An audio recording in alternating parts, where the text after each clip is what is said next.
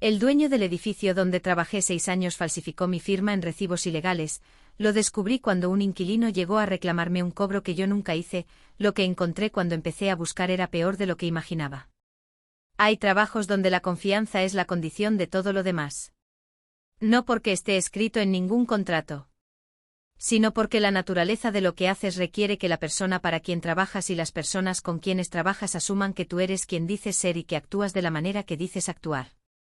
Ser administradora de un edificio es ese tipo de trabajo. Eres la cara visible de algo que otra persona posee.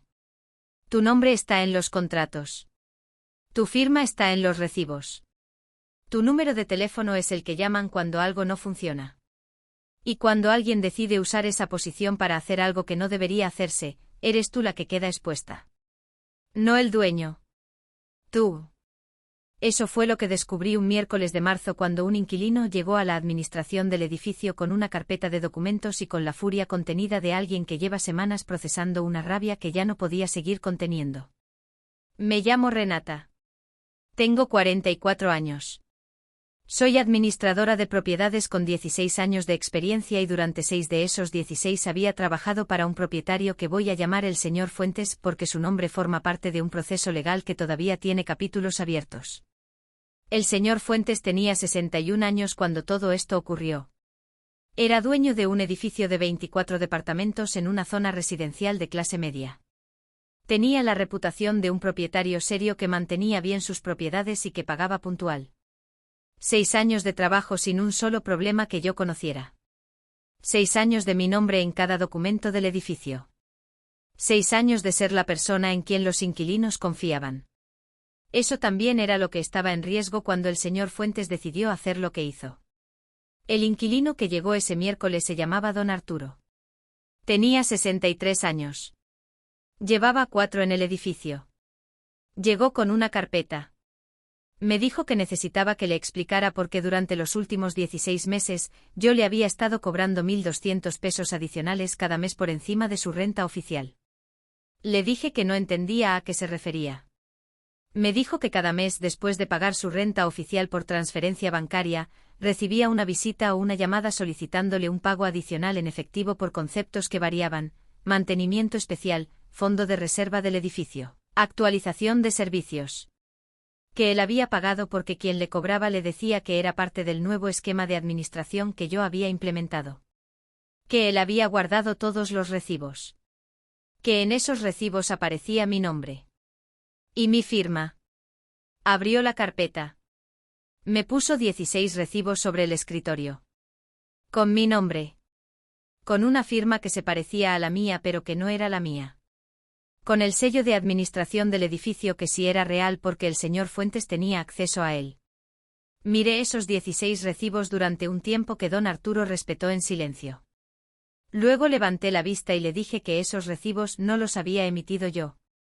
Que la firma no era mía. Que yo no había cobrado nada adicional a ningún inquilino en ningún momento de los 6 años que llevaba en el edificio. Don Arturo me miró de la manera en que te mira a alguien que no sabe si creer lo que escucha porque lo que escucha cambia completamente el cuadro de lo que había entendido. Le dije que necesitaba que me prestara esos recibos. Que le haría copia y se los devolvería ese mismo día. Que lo que me acababa de mostrar era información muy seria y que necesitaba entender el alcance completo antes de decirle cualquier otra cosa. Don Arturo asintió. Me dejó los recibos. Y cuando cerré la puerta de la administración me quedé sola con 16 documentos que tenían mi nombre y que yo nunca había producido. Lo primero que hice fue fotografiar cada recibo.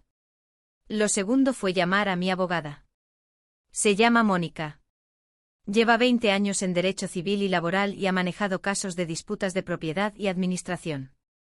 La había contratado 2 años antes para revisar mi contrato con el señor Fuentes y desde entonces la tenía como referencia para cualquier situación que requiriera criterio legal. Le mandé las fotos de los recibos por mensaje antes de llamarla. Cuando contestó ya los había visto. Lo primero que me dijo fue que no hablara con el señor Fuentes todavía. Que antes de cualquier confrontación necesitábamos entender el alcance. Que si esto era lo que parecía ser, hablar con él antes de tener documentación completa le daba tiempo de preparar una posición. Le dije que entendía. Me dijo que lo segundo era averiguar si don Arturo era el único inquilino afectado o si había más. Averiguar si había más inquilinos afectados requería hacerlo de una manera que no generara pánico en el edificio ni alertara al señor Fuentes. Lo que hice fue lo que cualquier administradora hace de manera ordinaria: visitar departamentos bajo pretexto de una revisión de rutina de servicios. En 2 días visité 18 de los 24 departamentos. En 7 de ellos, cuando pregunté de manera indirecta sobre su experiencia con los pagos y si tenían alguna inquietud sobre los cobros que habían recibido, la respuesta me dijo que había algo. 4 inquilinos habían recibido cobros adicionales similares a los de don Arturo. 2 habían pagado sin guardar recibos. 1 había reclamado en su momento y le habían dicho que era un cobro temporal que se iba a regularizar. Todos asumían que yo era quien cobraba, porque en los recibos aparecía mi nombre. El expediente que Mónica y yo construimos en los siguientes 4 días tenía los 16 recibos de don Arturo con análisis de firma que Mónica encargó a un perito calígrafo. Declaraciones escritas de 4 inquilinos adicionales con descripción de los cobros que habían recibido. El contrato original entre yo y el señor Fuentes que especificaba mis funciones y responsabilidades y que no incluía ninguna facultad para cobrar montos adicionales a los establecidos en los contratos de arrendamiento. Los contratos de arrendamiento de los inquilinos afectados que confirmaban que los montos adicionales no tenían base contractual. El análisis del perito calígrafo que determinó que la firma en los recibos era una imitación de la mía pero no mi firma. Y un cálculo aproximado del monto total cobrado de manera irregular en los casos documentados, aproximadamente 84.000 pesos en el periodo identificado, con posibilidad de que el periodo real fuera más largo y el monto mayor. La reunión con el señor Fuentes la convocó Mónica formalmente por escrito. No como invitación. Como notificación de que había un asunto legal que requería su presencia. Llegó con su propio abogado.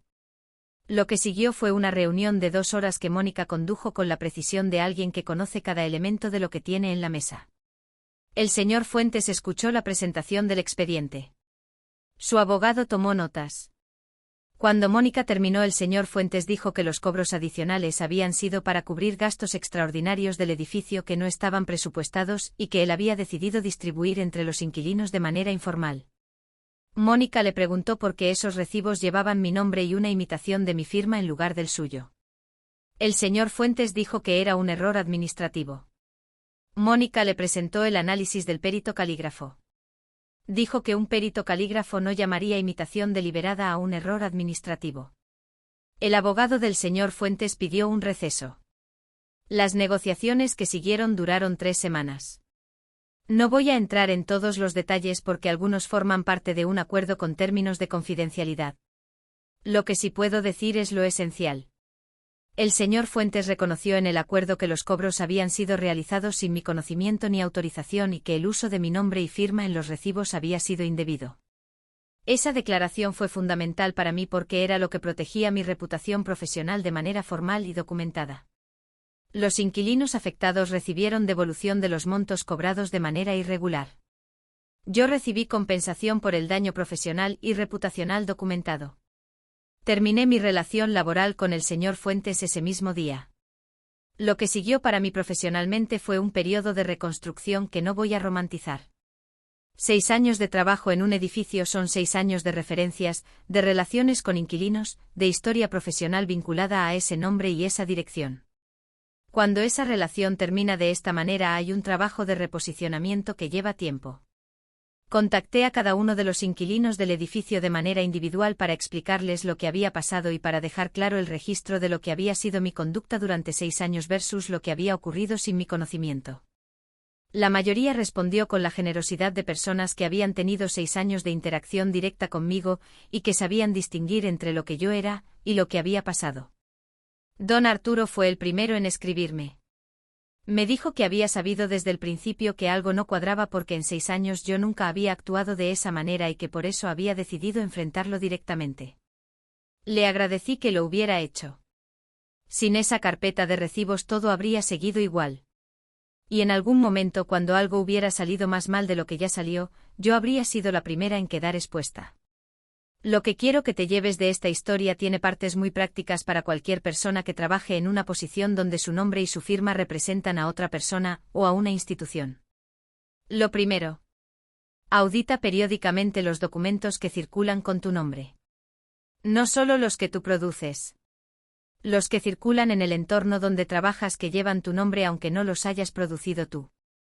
En posiciones de representación esto es responsabilidad tuya porque eres tú quien responde si algo sale mal. Lo segundo. Construye relaciones directas con las personas con quienes trabajas, en este caso los inquilinos, de manera que si algo irregular ocurre te lo digan a ti directamente. Don Arturo llegó a mí porque en 6 años yo había construido suficiente credibilidad como para que él creyera que era posible que hubiera un error o una explicación. Si no hubiera tenido esa relación directa quizás habría decidido simplemente no renovar y nunca habría dicho nada. Lo tercero. Si descubres que tu nombre o tu firma están siendo usados en documentos que tú no produjiste, no confrontes a quien lo hizo antes de tener documentación completa. La documentación primero. La confrontación después. Con representación legal presente. Y lo cuarto. El daño reputacional en trabajos donde la confianza es el activo principal puede repararse si la respuesta es rápida, documentada y honesta. No siempre es reparable completamente. Pero la transparencia con las personas afectadas es lo que determina cuánto de esa reputación puede recuperarse. Si esta historia te impactó, comenta, ¿auditas regularmente los documentos que circulan con tu nombre en tu trabajo? Dale like si crees que usar el nombre y la firma de un empleado para cubrir actividades irregulares debería tener consecuencias legales más severas. Suscríbete para más historias reales. Comparte con alguien que trabaje en una posición de representación y que nunca haya pensado en este riesgo específico. Consejo práctico: si trabajas en una posición donde tu firma aparece en documentos de manera regular, considera llevar un registro personal de cada documento que firmas con fecha y concepto. Es un hábito simple que en caso de necesidad te permite demostrar que firmaste y que no. También es útil tener copia digital de todos los documentos que firmas guardados en un espacio que solo tú controlas.